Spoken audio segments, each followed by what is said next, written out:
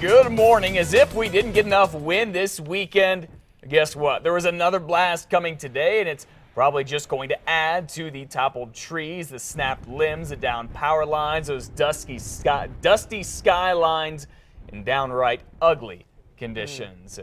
Well, despite that, good morning and welcome to KRQE News this morning on the last week of April here. I'm Matt Morrow. And I'm Elizabeth Alvarez. Good to be with you. It is April 28th.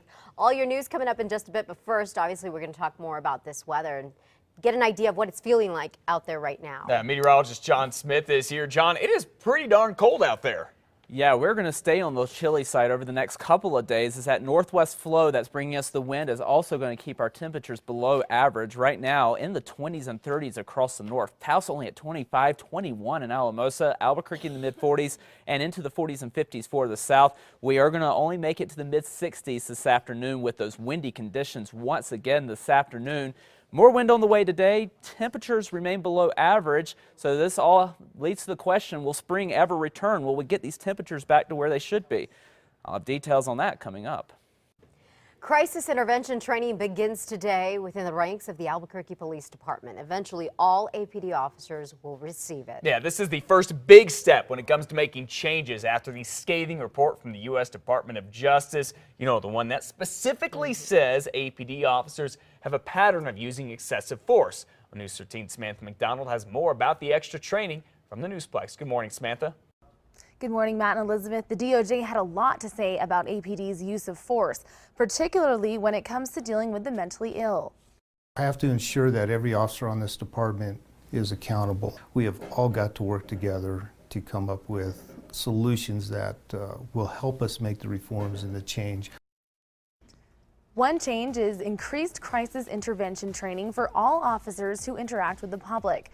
During Police Academy training, cadets get 55 hours of basic crisis intervention training. Now they'll get an additional 40 hours, including de-escalation techniques. Currently, only 27% of officers have that extra certification.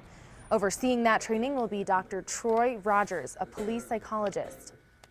Police officers are one of the few folks who deal with folks in crisis or individuals who are mentally ill who don't have to have a specialized license or degree. We put the class participants in the midst of a situation in a controlled environment so that we can critique it, we can practice it without the potential for a negative outcome. 10 CIT classes are scheduled through this year, an additional 8 next year. The classes aren't cheap. Each one costs up to $25,000. Matt? All right, thank you very much, Samantha. Deputy Chief Bob Huntsman says the police department is going over all of its policies and procedures and changing them if needed. The report from the Justice Department also asks for community meetings so you can say how you think APD should be reformed. Those meetings start tonight. The first is at the Alamosa Community Center at Gonzales and Coors Southwest. Tomorrow's is at the Palo Duro Senior Center off San Mateo, just north of Comanche. And Wednesday's meeting is at the Cesar Chavez Community Center. That is off Catherine Southwest near Louisiana and Southern. All the meetings go from 5 until 7. The family of the woman killed last Monday by APD officer Jeremy Deere says that they are praying for him and his family. 19-year-old Mary Hawks was shot at Wyoming and Zuni after APD says she pulled a gun on Officer Deere. She was suspected of stealing a truck. Hawks had a number of run-ins with the law for things like underage drinking and shoplifting. She's the foster daughter of former Belen police officer and Valencia County Magistrate Judge Danny Hawks. In a statement, the Hawks family says despite the issues she went through, they loved her and her death saddens them to no end. A litterbug with a long rap sheet is still in jail this morning in Albuquerque, and you will not believe why. In fact, this weekend, the judge really didn't either. Are you being held on anything else? No, sir. Threw down a lit cigarette.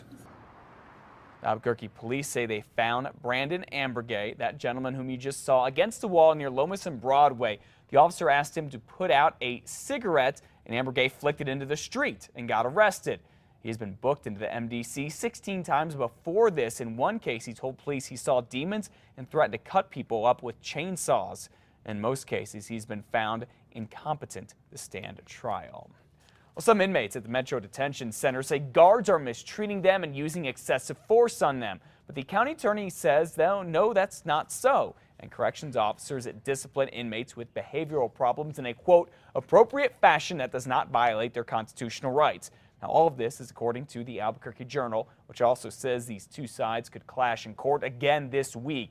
It's all part of the civil rights lawsuit that was first filed in 1994. Now the suit also says inmates were stripped of their bedding and belongings and put in a cell known as the dungeon.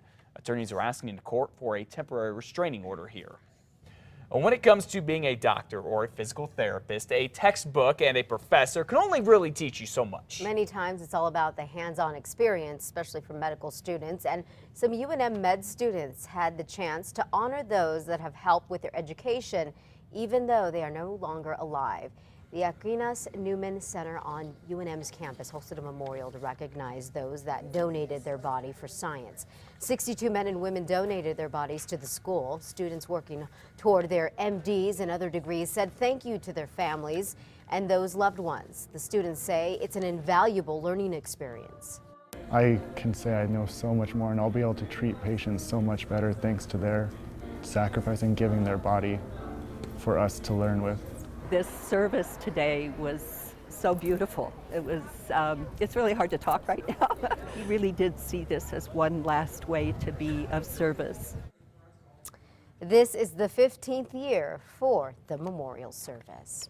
A Clovis man who has been battling cancer for 4 years started making scarves as a way to keep his hands and his mind busy in the hospital.